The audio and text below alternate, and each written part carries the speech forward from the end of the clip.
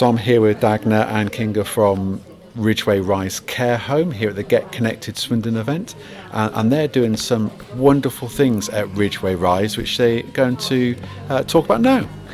So we are here today to advocate for an older people, just to show that they should have access and they should have an understanding of technology as much as it is. It's 2024, everyone should have a good access, and we shouldn't discriminate just because of the age.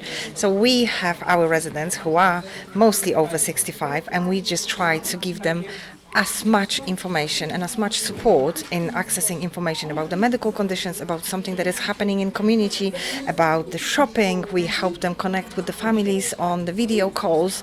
You know, we do not discriminate in our care homes. We don't have any separation, as probably one of the not many care homes in Swindon, or the only one. We don't have separate suites for different medical conditions and different needs, and we want to do the same with helping those people access what is possible to get out online and on the computer. So in the new year we are trying to get our volunteers, our young volunteers, and hopefully one of the Swindon schools with the sixth form students to help us start classes for over 65, how to stay safe online, how to perhaps set up an email, how to do some online shopping to help them with Christmas or birthday, and to have the very basic but very important skills and information how to use technology. And also I have Dagna here with me, who is representing the young generation working in our care home. She will say a little bit about what she's doing with the ladies and gentlemen. Yes. So, as Kinga mentioned, I am one of the younger people in our community. I'm 18 years old, and I try to help our residents with staying connected, because it is a necessity, as she mentioned. Whether that's just by showing them some of the college work I've been doing online, or helping them read a text message off the phone, or email a friend, or buy something online.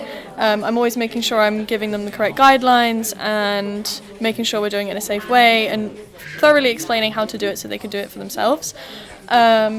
Bringing some technology with you. Yes, to make it I've brought easier. some. Yes, I always bring my technology with me to, like I said, keep them connected, and just to show them a real life example instead of just using my words, and making sure it's interactive, keeping their brain stimulated, and keeping them active as well, which they find really interesting. And it helps to keep them going. It helps combat that dementia as well, if they do have dementia. As well as the online aspect, I try to keep them engaged in other ways with artwork and drawing, because art is a really big factor, and it is a big help for people who have cognitive impairments or dementia, any type of dementia. Art can be a really big therapy for them. So I try to engage them in my artwork as much as I can, or create artwork using their artwork. I recently had an exhibition that was centered around dementia, where I asked residents in the home who were painters or had other backgrounds to recreate a drawing of a forget-me-not, which is a symbol of dementia. I asked them to recreate the drawing for me. I gave them every colour of the rainbow, and I got incredible outcomes, and I was super pleased with the outcomes. They were super pleased with their outcomes. They were very proud of their work, which was amazing to see. It was the main purpose of the project was to raise awareness and to educate people, mainly people my age, who don't know as much about dementia or what it is or how it can affect someone. Everything we do is just trying to remove that stigma. Yes. That the care home is the end. There's Yes. nothing else happening. There's nothing interesting happening.